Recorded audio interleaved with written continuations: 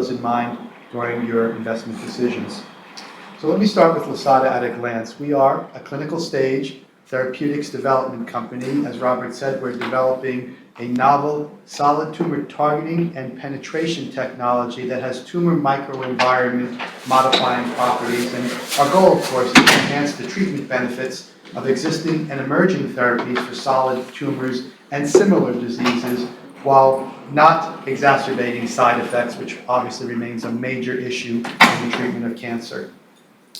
We are a seasoned management team with large and extensive field-leading intellectual property, protecting our IP out through the 2040s. We have multiple product and business milestones, which is very important for investors, that are scheduled over the next 12 to 18 months. And we have a platform technology that is validated by a number of existing partnerships, one of which was just announced in the press release this morning, and I'll get into that in just a moment. Importantly, for investors, we are financially very sound. We have projected cash runway into the first quarter of 2026, and that funds all the current development programs through data, as you'll see on later slides. Our management team is extremely seasoned collectively. We have about 2 centuries of development experience combining big pharma and emerging pharma successes.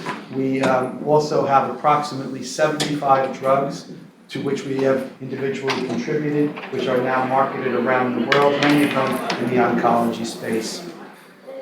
So why did we choose solid tumors and cancer, since it's a very difficult space in which to work, in a very crowded space? And it's really because it remains an enormous unmet medical need. Over the next 30 years, cancer will cost the world about $25 trillion. And what most people don't realize is that about 90% of new cancer diagnoses are in fact solid tumors. And they remain very poorly treated. Another unknown fact is that by the end of this decade, pancreatic cancer, which used to be a cancer that people didn't hear about very often, will become the second most common cause of cancer mortality. So a really enormous unmet medical need. And the reason for that is that these tumors present with a very challenging tumor morphology and tumor microenvironment. And these present major obstacles to optimized outcomes. The stroma, or this group of cells which encapsulates the tumor, acts as a physical barrier to anti-cancer agents and actually prevents the penetration of many anti-cancer drugs optimally into the tumor. And also, the tumor microenvironment presents as immunosuppressive, and that contributes to tumor resistance and to metastases. And really, until recently, one of the major ways of treating this was by prolonged or escalated dosing of non-targeted anti-cancer agents, which actually led to off-target side effects and, in many cases, intolerable side effects, which led to the cessation of treatment. So we have taken a rational drug design approach to solving these issues, and the result of this is our experimental product drug candidate called Therapeutics. This is an internalizing IRGD, which is a type of peptide that's used to both specifically target and then trigger an active transport mechanism that allows for tumor penetration. This particular compound also has the ability to reduce immunosuppressive T cells in the tumor microenvironment, and it actually recruits cytotoxic T cells to the tumor to aid in the treatment of the cancer. And it also inhibits the metastatic cascade. And so this is a product which is now in mid to late stage clinical development across a variety of solid tumor types. And it's important to note that it's agnostic to the anti-cancer modality with which it is applied. It can be co-administered with really any type of anti-cancer medication: chemotherapy, immunotherapy, radiotherapy, antisense therapy, etc. And so Therapeutics is in fact an adjuvant. It's used in combination with other anti-cancer agents. I mentioned earlier we have a number of partnerships. We have several R&D alliances with clinical trials groups as well as foundations which provide resources but really take little or no commercial interest in our product. We have a strategic commercial partnership with Qilu Pharmaceutical for China and the Greater China region, which is a typical biobucks licensing deal. Qilu is conducting all of the development in China under the auspices of a joint steering committee. And today we announced a partnership, actually a license deal with a company called Kuva Pharmaceutical, which is a part of a MI2 Holdings, for a licensing of certepetide to be used in combination with their Nanomark diagnostic agent. And this was something that we think will improve the ability to image tumors and therefore diagnose tumors considerably. And that is a deal that was just announced in a press release this morning. And it expands, of course, the application of certepetide beyond direct oncology therapeutics. And we have the ability to create many other partnerships because we can do so by indication, by modality of the co-administered drugs, and or by geography. So how does certepetide work? Well, certepetide is a 9-amino acid cyclic peptide that has a high binding affinity and a high binding specificity for alpha V beta 3 and alpha V beta 5 integrins, which are significantly upregulated on the cells of the tumor stroma as well as the tumor cells themselves. And once certepetide is bound to these integrins, it's subjected to proteolytic cleavage by proteases which are naturally occurring in the tumor microenvironment, like furin and others, and that cleaves the two disulfide bonds and creates two linear fragments. The 5-amino acid fragment is called a C-end rule peptide fragment, and that dissociates from the integrins and almost instantaneously reattaches with very high affinity and specificity to an adjacent receptor called neuropilin-1. And when neuropilin-1 is activated, it initiates the C-end rule active transport mechanism. And that is manifested by the formation of microvesicles on the surface of the cells, which then encapsulates or captures any drugs in the circulatory system and percolates them through the tumor, depositing them deeper into the solid tumor and the target of their effectiveness. In addition, the presence of certepetide in the microenvironment, as I said earlier, depletes the immunosuppressive T cells in that area, actually enhances the cytotoxic T cell concentration, and inhibits the metastatic cascade. And this is a mechanism of action that has been demonstrated multiple times in a variety of different animal and human experiments. And here's just one example. On the left you have whole body imaging of mice with pancreatic ductal adenocarcinoma. And these are mice that are dosed with fluorescent quantum dots acting as a surrogate for a co-administered anti-cancer drug. And the experiment is done with and without certepetide. When you dose the animal with the fluorescent quantum dots and you do not apply an etching solution, the entire animal fluoresces because the FQDs fluoresce when they're in circulation. And so you can see everything's in circulation on the left mouse. We then apply a quenching solution, and you can see that the mouse goes dark because everything that's in circulation is quenched.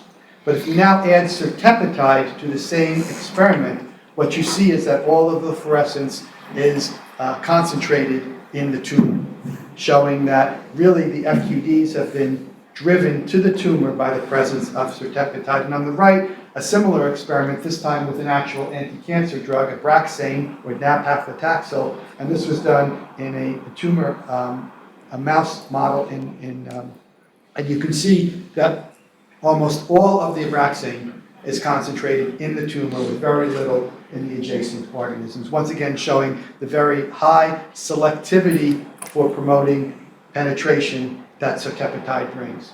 And then we have a number of other experiments here that show from more than 300 and now 60 scientific publications that when you combine certepetide with just about any anti-cancer agent in a validated solid tumor model, you consistently show improvement of the efficacy of those anti-cancer agents in the presence of certepetide without any augmentation of the safety concerns.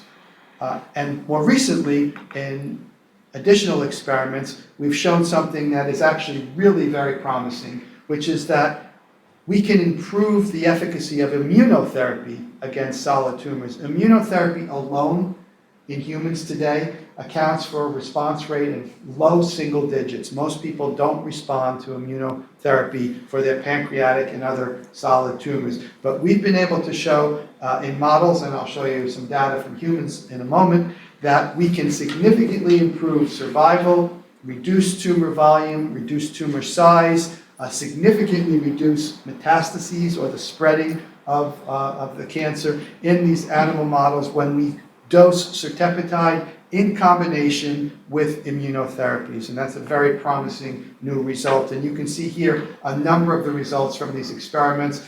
I won't go through these in detail, but just to point out that you can see in each case here, this is a cholangiocarcinoma model, that you have improved survival, statistically significant improved survival, and statistically significant reduction in lung metastases in this particular model.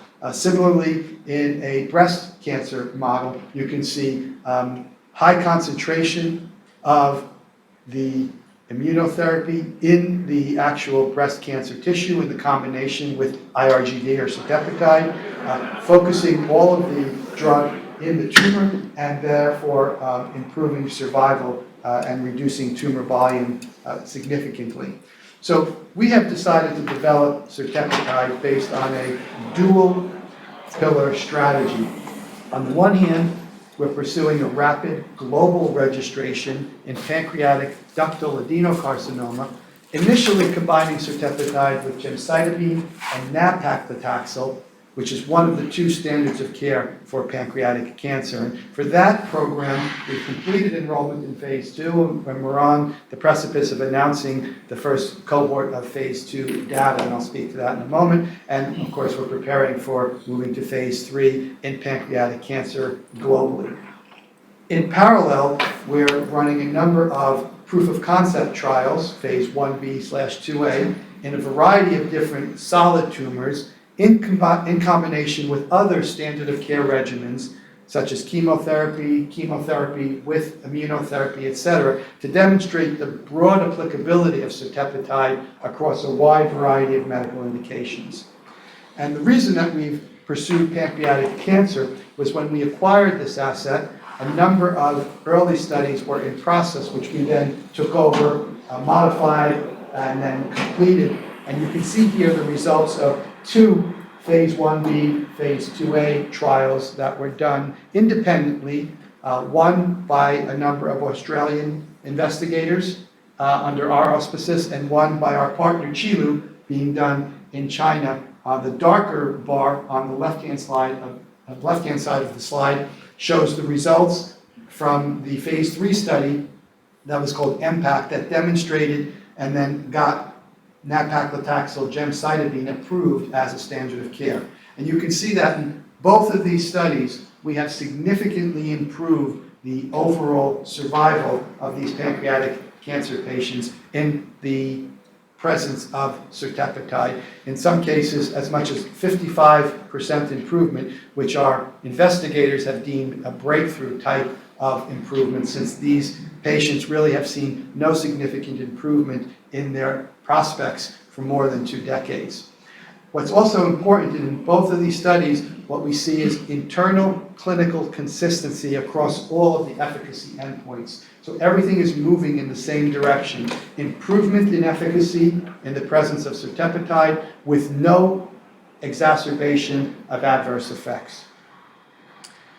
Another example of the impact that certepetide has here is in a different tumor type. This is in metastatic gastroesophageal adenocarcinoma, a very aggressive cancer, which also brings a poor prognosis for patients. This was a 53-year-old male with significant nodal metastases, so the cancer had spread throughout his body. He was given a very short time to live. He had been on what was considered standard of care plus experimental treatment, chemotherapy, FOLFIRINOX, radiotherapy, pembrolizumab or Keytruda as immunotherapy, and all these in combination only resulted in a partial response. Based upon a request for compassionate use that we received from the investigator, we added certepetide to that regimen, and after several more cycles, the patient experienced a complete response. For more than 2 years now, that patient has remained cancer-free. And so while it's an N of 1, this was a case study that was published not too long ago, it also demonstrates again the consistent accumulation of data demonstrating that certepetide has an important effect on improving the efficacy of co-administered drugs. And so we have this accumulating clinical data, the 2 phase 1b, 2a trials that show improved overall survival in metastatic pancreatic cancer. We've shown that the product, that is certepetide, is well tolerated. No dose-limiting toxicities have been found either in animals or in humans. And the adverse event profile in combination with certepetide is essentially identical as the chemo and immunotherapies alone. We've seen sustained complete responses in cancer patients with metastatic gastroesophageal cancer, and we have shown in a trial combining certepetide with durvalumab and immunotherapy in patients with non-resectable but locally advanced pancreatic cancer, the ability to improve clinical outcomes and to show a higher concentration of cytotoxic T cells related to the administration of certepetide. Now, while we've been developing a broad clinical profile, we've also been working on regulatory designations that will accelerate the review and approval process for the product. We've received Fast Track designation in pancreatic cancer from the FDA, and I think you know that allows us to be eligible for accelerated approval, for priority review, and even for a rolling review. We've received orphan drug designations in pancreatic cancer from the FDA and the European Medicines Agency, from the FDA in malignant glioma or brain cancer, from the FDA in osteosarcoma, and most recently from the FDA for cholangiocarcinoma, which is bile duct cancer. And of course, those orphan drug designations bring with them the eligibility for tax credits, important market exclusivity, fee waivers, and development grants. And it also allows for specialized regulatory assistance from the FDA's Office of Drug Orphan Product Development. And then we have, importantly, also received a rare pediatric disease designation for osteosarcoma, which makes us eligible for a priority review voucher, which is redeemable on a subsequent product. So we can use it for another product in another indication, or, as you've seen many times in the press, you can sell these vouchers to other companies, which they can then use to have an accelerated approval for one of their compounds. And they've been selling anywhere from 75 million to 350 million. Just last week, one of these vouchers was sold for $150 million. So they do bring with it a very large monetary impact. And so this is a pictorial depiction of the clinical development plan that we have ongoing. Starting at the top, we have the phase 2b trial, to which I made reference earlier. This is the ASCEND trial. It is 158 patients, randomized, double-blind, placebo-controlled, which consists of 2 cohorts of patients. It's running in about 25 sites in Australia and New Zealand. It's gemcitabine, nab-paclitaxel, with and without certepetide, so it is placebo-controlled. The study has 2 cohorts of patients. Cohort A receives a single dose, an IV bolus, it's given over about 30 seconds, in combination with the IV infusions of the 2 chemotherapeutic agents. And cohort B actually receives the same thing, but a second dose of certepetide 4 hours later. And that's to give us a better idea to characterize the pharmacodynamics in humans of the effect of certepetide. This product completed, or rather the study again completed enrollment in December of last year, and we have abstracts accepted at ASCO GI in San Francisco in January, so January 23rd. will be presenting the results of cohort A from this particular trial. We can't really say anything prior to that because we are not allowed, all the data is embargoed because of the medical conference. But in January, we'll have the announcement of that, and not long after, the announcement of the results of cohort B. We also have our own trials running in cholangiocarcinoma, first and second line. That's the BOLSTER trial. Again, placebo-controlled, randomized. The first-line cholangiocarcinoma arm was started and completed enrollment about 6 months faster than expected, and about half the time. We expected it would take about a year to enroll. It took 6 months, and that's because there was so much enthusiasm from the investigators across the United States who were working on this in major cancer centers for two reasons. One, there has been, again, no major advancement in the treatment of cholangiocarcinoma, and so there's little hope for these patients. But also, even though the trial was blinded, the investigators have been telling us that anecdotally they think they are seeing things that they are attributing to certepetide's presence in the treatment regimen. Patients are able to respond and do things that typically they wouldn't do, and so they're assuming that that's due to certepetide. As a result, we started a second-line trial in cholangiocarcinoma, and then I won't read you the entire list except to go to the ILISTA trial, which is about 5 down in the middle, which is also a trial that will be reporting results for the complete trial at ASCO GI in January in San Francisco. So a lot is going on, and you can see that we also have a number of additional preclinical activities expanding the reach of certepetide. We announced recently a collaboration with the University of Cincinnati in endometriosis. So you might say, well, that's not oncology. Well, it's interesting that endometriosis, which is a condition that afflicts about 190 million women around the world, which brings with it extreme pain, very heavy menstrual flow, infertility, sometimes other problems. It is a very poorly treated, but it actually is an angiogenic disease, and it behaves very much like a solid tumor. It also expresses the same integrin and neuropilin receptors that solid tumors. And so we're looking at using certepetide in combination with a VEGF inhibitor as a treatment for this. We're completing the preclinical work in the murine endometriosis model, and we'll be hopefully moving into phase 1 in humans sometime later this year. And we have another announced collaboration with Therapeutics, which is a company out of Finland that has an oncolytic virus that will be used in combination with certepetide and the checkpoint inhibitor in their validated melanoma model, another solid tumor cancer where treatment is very difficult. So a lot going on. Here's a pictorial example of the milestones that you can expect from the company, both in terms of execution and data reporting. The green checks are things that we've already accomplished. This is a living document, so we can show you that, we say what we're going to do, and then we actually do it when we said it was going to happen under the budget conditions that we proposed. So a lot is going to be announced during 2025. It's a very data-rich year for Lisata.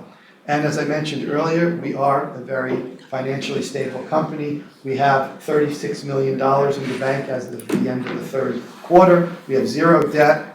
Our cash runway will take us into 2026, a very clean cap table, and really the ability to get to data on all of our programs. So we believe that we are a very interesting and exciting investment opportunity. We have a promising asset based on a body of compelling data, a rational and very focused development portfolio, which is accompanied by a regulatory strategy, which is complementary, a very highly experienced management team, and a financially stable company. And this is just a repeat of what I told you at the beginning. Seasoned people, strong IP, milestones to create value over the course of the next year, solid capital situation, and partnering, which is accumulating at a reasonable pace now, and we expect to be announcing more in the near future. So with that, I will stop. Thank you for your attention, and I think we have a minute or two for a few questions. But thank you again.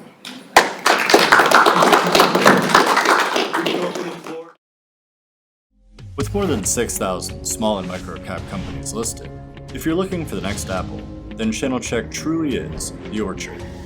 It's an investor community where you can access independent Wall Street research, advanced market data, balanced news, corporate videos, and podcasts.